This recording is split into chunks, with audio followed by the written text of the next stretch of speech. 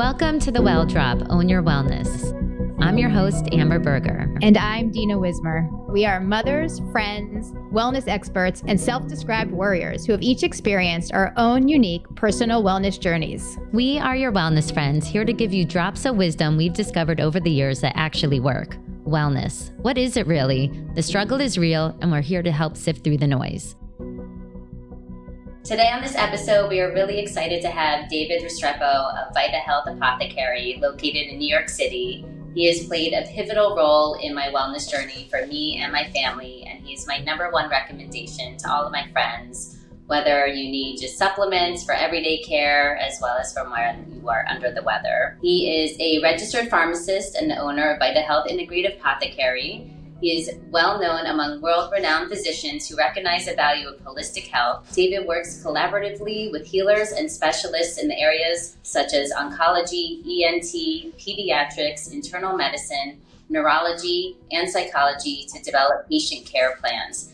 His deep focus and understanding of drug interactions and their side effects allow him to help patients find proper balance by compensating for depletions that can be caused by conventional medicines and or environmental factors.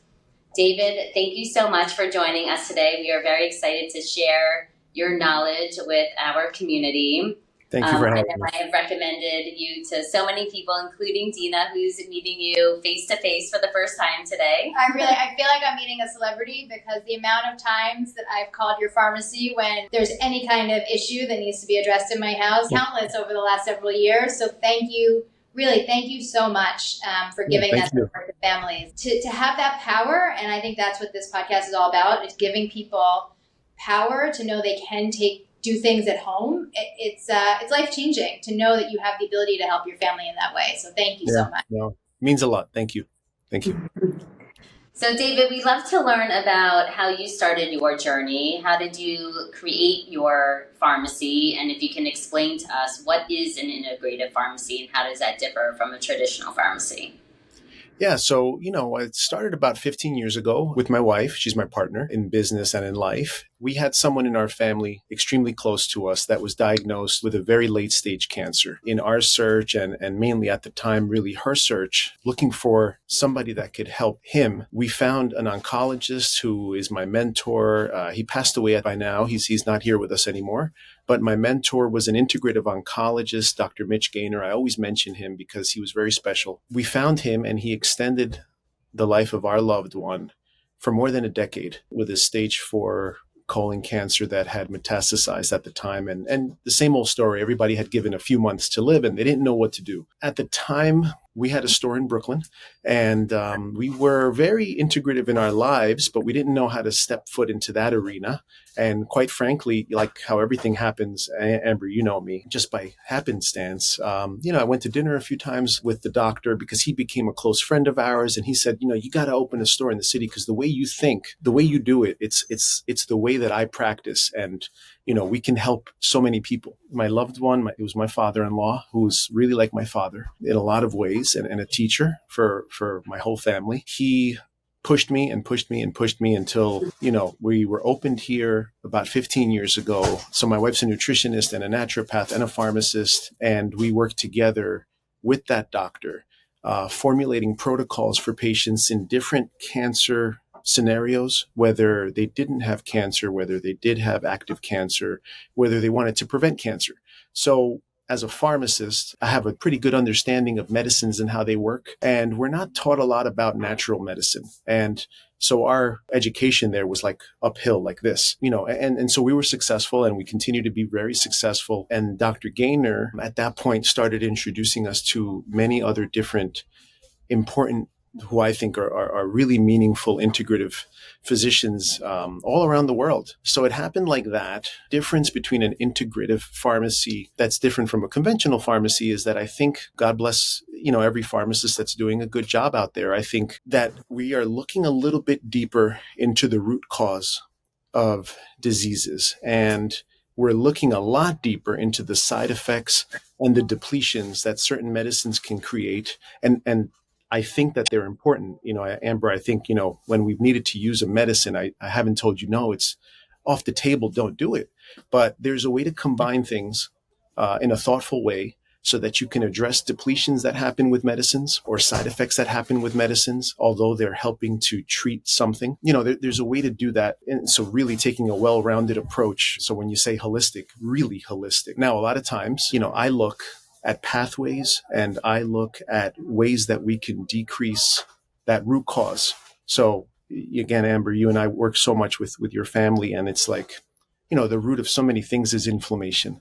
So that could be considered a root cause in a very basic way. And there's ways to regulate inflammation because our body needs inflammation, some degree of it, but not too much. So really it's a balance and trying to bring the body back into homeostasis no matter what's happening. So I don't know if that answers your question. I can talk a lot, but I think thinking back, I actually came across your pharmacy, number one, really for convenience. Probably like one of my children had an ear infection and I probably called something in, and that's how I came. You were literally across the street from me. Yeah. And then probably upon meeting, you really helped to educate me on the other things and modalities that you can use, which is really in line with my philosophy of being holistic first, and I believe, in medicine also, but Dina and I always speak about those for more acute cases that maybe, there is something you can try first and see if that works, and maybe it does work. And then if it doesn't, it's kind of like going up the ladder. Then you can get a little stronger, a little stronger in terms of the protocol. And I love protocols, and I think that you've really helped me to create, protocols for my family, whether if it's an ear infection, a common cold, immune boosting before school, whatever it is. And you really helped to empower me to take charge of my family's health through our partnership and be able to sort of like set them up as best as possible for success. And it's pulling you out of cycle of fear that, we were in our life, and when we said, oh my God, there's nothing else we can do, but there is so much more you can do. If you look at the evidence, some of it is not always in humans because, pharma companies don't want to spend certain amounts of money, but then so many medicines are actually synthesized from natural products. So, it's really interesting. And I think something that you both touched on, which, I think is also very powerful, is managing your wellness while you're well, too. When I'm calling your pharmacy, it's, okay, how do I prepare for the school year before there's a problem? What are some things that I can do before there is an acute situation? The focus is keeping our bodies well so that when there is an illness, we respond better to it. Is that correct? I mean, it starts. That's correct. That's correct. What I say a lot is like the stronger the host is. So you're the host, you're the host of this podcast, but the person that's a host, like the stronger they are going into some exposure to something or some scenario like chemotherapy again, or taking antibiotics for a common cold, or, the stronger they are going into a viral illness that's been so prevalent lately, then the less terrible and the less severe that disease can tend to be. So, yeah. Right. I think it's about supporting your body. Last year I had broken my foot and I called you, of course, immediately saying, okay, I broke 3 metatarsals. What can I take to help my body bounce back faster?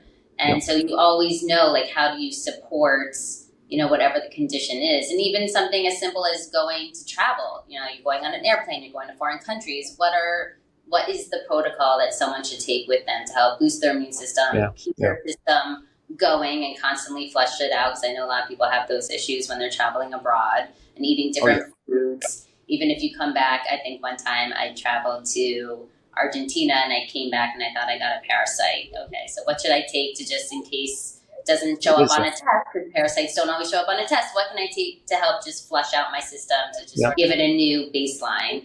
And I think that's something that people don't realize is that you don't have to always wait until you're literally feeling like you can't get out of your bed in order to help yourself get better, that there's little things you can do every day to help, just give you that extra boost so you can bounce back faster. And even, especially with chemotherapy, I've sent so many people to you because I know you're so well versed in it, that when you're doing chemotherapy, it really makes you feel like shit. And so there are things that you can help to counterbalance the effects because, some people really need chemotherapy and radiation, but there's other stuff you can take in addition to it to help you feel better a little bit faster. And I think part of what, and I'd love to hear your thoughts on this, there are so many things you can take, but there's also so much out there on the market that's not quality. So I'm so curious, how do we identify quality? How do you identify for what you bring in? And for people listening, what should they be looking for? Because not everybody has direct access to your pharmacy the way we're so lucky to. So what's your advice? So when we started, it really was creating like an evidence-based list. And that list, it means for me that, the supplement company or the supplement itself has to check some boxes. So there are some really, that supplement has to be third-party tested or has to be willing to be subjected to that third-party test. The third-party testing goes in different tiers. So the best companies are going to make sure that they are CGMP compliant. And that means that they're following good manufacturing practices. And what that means is that there's a homogeneity to the batches. So like batch to batch, the supplement's the same. The product that they're producing is the same, and that companies offering their batches to that sort of compliance effort. So I think that's really important. The CGMP also goes into purity of ingredients. And so for different ingredients, there's a different standard for the percentage of what the active ingredient should be. If you're submitting your products to CGMP, so if you see that on a website of a company, that's a good thing. And that's like the starting point. Say you're looking up a brand and you're going to their website. And then where would it show the CGMP? Where would somebody find it? Probably in the About Us. Something else you want to always look at is whether or not it's organic. It's not always for every product because not every product needs to have that certification. But if they have that certification, then they're doing something extra to go to an extra level of cleanliness. I think that's good. Another one is something called USP verified. United States Pharmacopoeia always been largely responsible for looking at responsibility in companies, purity in a product, even a drug. So if it's in the USP or if it submits itself to USP standards, then we know it's like legitimate to be a company to consider. One of the last few things is that the company is FDA inspected. So, the FDA doesn't regulate supplements because, again, they're not an approved medicine. The best companies have standard operating procedures that actually some companies also produce drugs and medical foods. And they also produce supplements because that manufacturing facility is so well run and checks all those boxes off. So I know that because my wife and I have formulated products. We have pharmacies, this is our focus, right? But some people won't know that, right? So, but some companies are that good. So, or that, that well run. Then, I think that's important for people to understand how, just picking something off the shelf is maybe not in your best interest. That you should just take a minute to search the product and not just listen to maybe somebody giving it to you unless they're a trusted resource like yourself. But, it is sort of like the Wild West with the nutraceuticals because it is. And really, not everything makes it onto our shelf. Like people come in all the time and I'm like, what's going, they're like dying to sell us. Like people send us stuff for free and they keep sending it. And it's like these companies and I'm like, what's going on here? Like I said, can you please send that back? Oh, we didn't charge you just, but that's not how it works here. So part of also, I think what you're teaching is, supplements are helpful, but in terms of what we put into our bodies generally, I mean, that matters too, of course, right? So it's like, unfortunately, depending on where you go for advice, from the conventional standpoint, and I'm a pharmacist, I dispense medicines. But the last things many doctors talk about is diet. So of course, I mean, knowing what is a trigger for you is really important. And this kind of ties into like, how do I choose a supplement brand, right? So I was going to kind of finish that comment or that answer with saying that, then there's companies that say, they're vegan, they're kosher, they're dairy-free, they're gluten-free. For me and my family, I'm completely 100% gluten-free and dairy-free. So is my family. And we know that when we're exposed to those things, dairy more for us than gluten.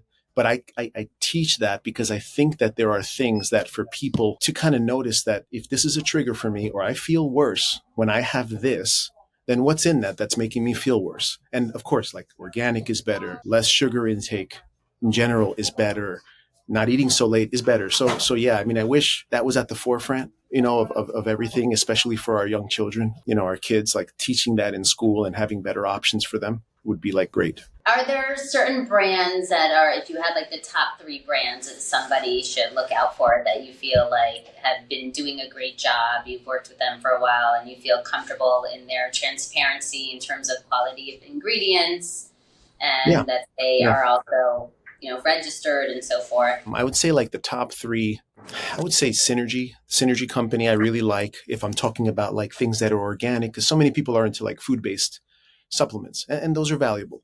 So I like the Synergy company. I like Natura, which is kind of like a blend of all that. And I have it right here. This is not a fake background. I love Natura because actually their main focus is they have a place called the Maderi Foundation, and people go there and get advice for their different kinds of cancers. So their whole brand is made with an anti-cancer perspective. And so I bring that up, and Amber knows like that's my focus, but it has become so much broader. But I always look for that, because if you can say that a company is thinking about that, then that's one of the worst diseases that are out there that take so many forms and take a long time to get worse. And then it's too late. And so that's good. I like Global Healing Center a lot. They're another kind of like a blend where they use organic ingredients. They don't always have to. Sometimes it's just like one ingredient that's very potent and very high quality. And so these are companies where like I have relationships, full disclosure, where, Global Healing, I'm very good friends with the maker of those products. Natura, I've read all his books and friends with the maker of that. Bioimmersion is a company which I'm on the scientific advisory board for, and I advise them on the use of their supplements. And it's sort of like a mom and pop shop of like supplements, but if you find what you need from them, they're very reliable and they really care. Then there's some bigger companies like Thorne or Pure Encapsulations, and I like them for some things, and I don't think they're the be all end all. And again, and Amber and Dina, like there's kind of like a mix and match of what you need at the time. With our skincare, we don't just have one brand. So speaking of mixing and matching, with we're in summertime here in the Northeast, but before we know it, it'll be the school year. Is there any advice that you give to families or mothers specifically about how to help kids get ready? Yeah, I think no matter the age, I think vitamin D is like the simplest thing that you can help with. And if you're apprehensive or hesitant about the dose, then I think 500 international units. Me personally, my little boy and my daughter get like 2,000 units a day, Monday through Friday. The reason vitamin D is so helpful for anybody is because on a chemical level, a biological level, our body uses vitamin D receptors to make antimicrobial peptides when it's faced with an immune challenge. So if there's a cold in school, if there's strep, if there's somebody with COVID or flu, right away, if there's exposure to that, our body kicks in and starts to try to make these peptides that protect the body. If we're not supplementing with vitamin D, then the child is using their innate amounts of circulating vitamin D, which who knows if they're getting enough from food. So this is a place where I would say to people, I don't think that there's a food that's rich enough in vitamin D. And I don't think that on the northern side of the hemisphere, on the eastern seaboard rather, I don't think we're synthesizing the right kind of vitamin D from the sun. So I think vitamin D. Probiotics are tricky, but I think, and this, I don't think I've mentioned this to either of you, but I've started to think that there are interesting probiotics that are good for everybody. If my child's 8 years old, I'd like to give them a probiotic that's less. So if it's for a 4-year-old or if it's meant for an infant. And the reason is, and I've learned this from colleagues, Stephen Cohen, which you know, Amber, if we give a strain that's not appropriate for the age, then maybe there's aspects of growth that can be affected in a negative way. But if we nurture the innate microbiome with strains that they've probably already encountered in some way, it's a better support for kids. So I think like for digestive health, I think that's great. Last thing is, for me, it's very important. I think that having slippery elm at home, either in a powder or in a chewable tablet, slippery elm is going to say it's for the throat, but it really coats the gut lining really well. So again, going back to like food and what they're eating in school, the exposure to pathogens in school, if that lining is strong, it's harder for those pathogens to get in. If that lining is strong, then if they're eating something that's aggravating their gut, it's less likely to cause an issue. So I hope that I just learned something new. Slippery elm for digestive health. Is that something you would take every day or give to your family every day?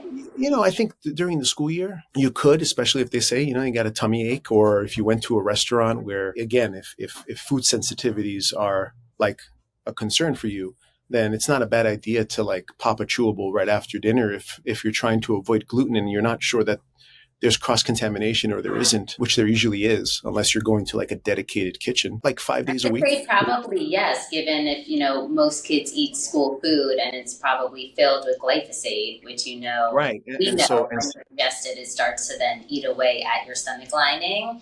And it's when the stomach lining is thinned out that then things kind of are passing through into your body that they're not supposed to. That should otherwise be like asking permission in a way, like they do not pass. If it was only that easy. Back to probiotics, because I think probiotics has gotten so much attention in the last decade and a ton of marketing dollars have been spent on it. So now, people even know that, okay, a probiotic, I should take it. But I think a lot of people are confused about what is the billion of dosage should I give? I gave my kids probiotics from the time that they were a baby, even though that they were breastfed. Like, do they need to be refrigerated? Do they not? Can you maybe help shed some light on how can someone decipher what kind of probiotic they need? And I have a backup question to that. I was under the understanding that you should mix up the different brands of probiotics that you take, so you're not always taking the same one. Is that true? Is my follow-up question to that. I'll confuse you even more. No. So there's hardy strains that survive heat and are heat stable. And I actually think they're fine. I think they're especially okay if you're traveling, or you just tend to not remember to put things in the fridge. Fine. Some of the very sort of like higher potency probiotics that have a higher CFU count, that's how companies and scientists count how much active beneficial bacteria are in that probiotic. Some of those have to be kept cold. Even then, some of the companies say, oh, it's okay to keep it out of the fridge for a week. It's still stable.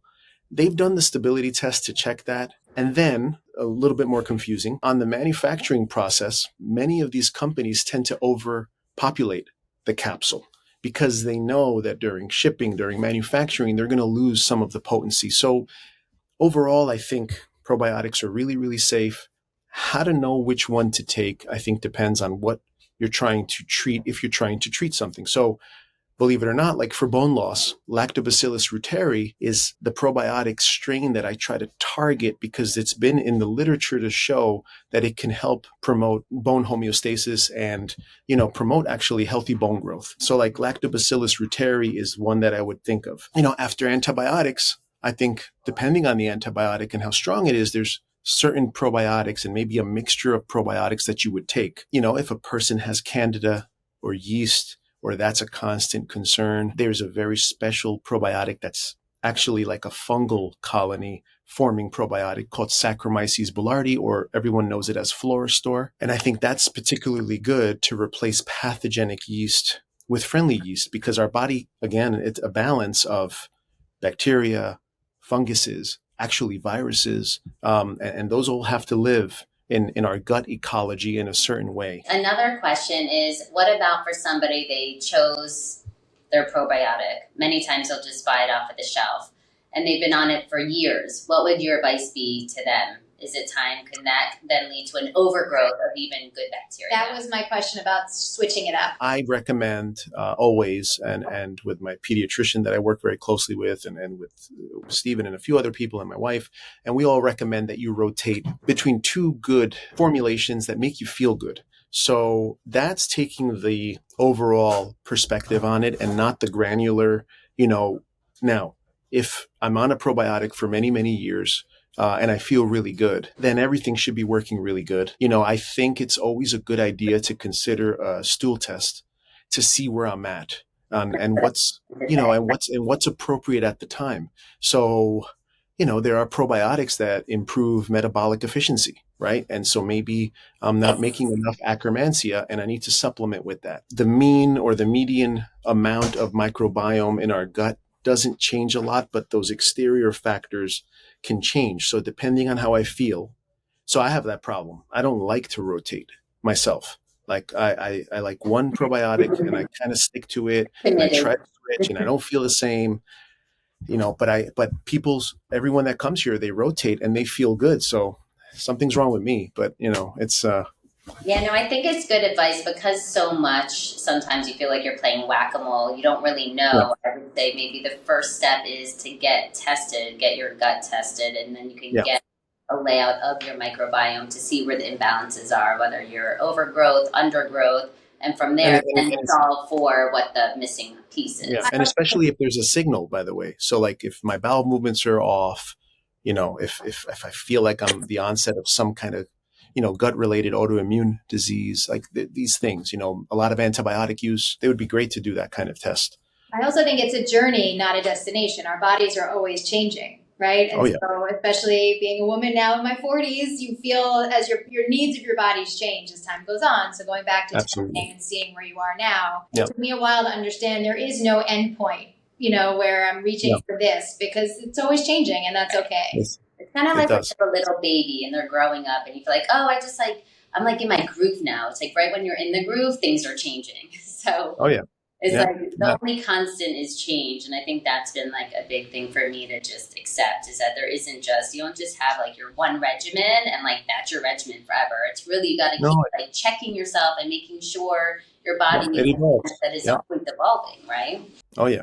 So a question for, I think a lot of people, buy their supplements maybe online or in a food store. What would you say for somebody, what would be the right place for them to purchase their supplements to make sure that they are getting the real brand that they think that they're purchasing and that they're not contaminated? Vitahealth. No, I'm just kidding. Well, no Vitahealth too. Thank God they ship nationwide. There isn't a whole lot of places that I like. I'm very, very picky. I think, we're trying to do a good job. I know I don't like Amazon for supplements. I like it for like other things that you're not going to consume.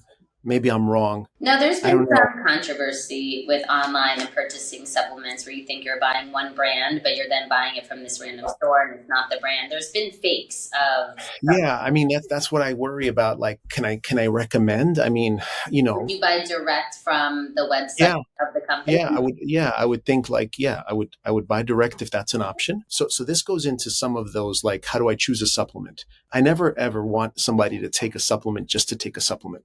But if they are thinking like this might help me, or if they're looking at the research on that ingredient, then finding a company that makes that ingredient and then asking them for a certificate of analysis is a good idea, because every good company will provide that like the same day or latest the next day.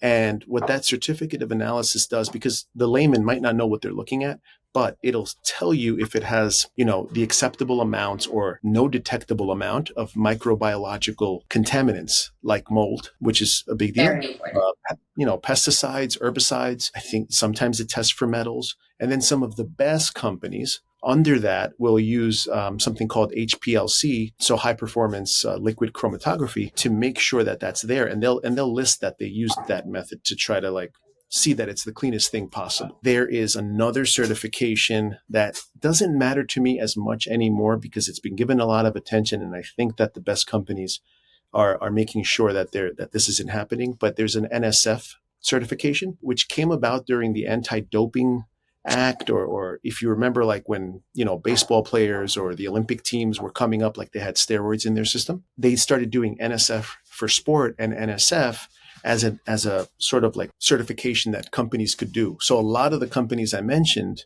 will say that that's available, but they won't necessarily do it because it's kind of obvious that wouldn't contain that. But like their athletic performance, suite of products will do the NSF, which I think is good. So, it's a complicated question. I mean, I think the Whole Foods has, but then they don't have like sometimes they don't have the best brands. Some companies are doing okay. Another question I have is I've become obsessive over absorption of products. So whatever you're ingesting, what is like the most bioavailable form that you can take? And at first I used to do a lot of pills. Then I've now transitioned into more, liposomal powders. Can you discuss maybe about, is one better than the other? Does your body digest one form better than another? So that when people are thinking about taking a certain type of vitamin, even a simple vitamin C, do you do a chewable or do you do liposomal? Yeah, let's say vitamin D. I don't care. And what I mean by vitamin D, and I don't care, is that vitamin D is a fat-soluble vitamin that is very important to be checking the levels if you're doing a lot. So for instance, me personally, I take 5,000 a day, and when I forget, I take 10,000 a day. And that sounds like a lot for everybody. I'm always here. I'm always right. And but my vitamin D is kind of always in the tank. So it hasn't mattered which brand I switch to. Yeah. But then other people come in and they say, my vitamin D is great. Now, vitamin D's range is very large. So it's like from 30 to 90, depending on the lab. And a doctor's going to tell you that, over 31, it's perfect, or like it's fine. But optimal levels help us with that antimicrobial peptide production story that I told you. So having more is better. So in terms of like the delivery systems, I think there's great delivery system discoveries happening. There's something that Global Healing Center is going to come out with, which is like a liposome, but even better. So I'm excited for that. What is liposomal for those who don't know that term? Like me. I have no idea what that is. We're educating Dina. So this is the thing. So I don't think everything benefits from a liposome, but a liposome is like an encapsulation of a fatty substance, a lipid, that's similar to certain membranes in our body, so that the product or the nutrient or even the drug, by the way, because certain drugs are in a liposome, so that it can pass those barriers and get absorbed better. There's companies that, their whole thing is like everything is a liposome. And I don't think it's necessary, although, like Quicksilver Scientific, everything is in a liposome. But I like them for a lot of the things they make. I like it. Vitamin C is in a liposome a lot of times. And during the last 3 years, we've used that so much. And the reason is vitamin C is typically and historically poorly absorbed. And so we can take thousands of milligrams of vitamin C and it's gone in an hour or two. So the hope is that because it's in a liposome, we're holding on to it longer. It's doing all the good things it's doing because we don't produce vitamin C on our own. So when we have an immune challenge, we benefit from increasing the amounts or improving the amounts of circulating vitamin C in our body. So I think some things benefit. Yeah.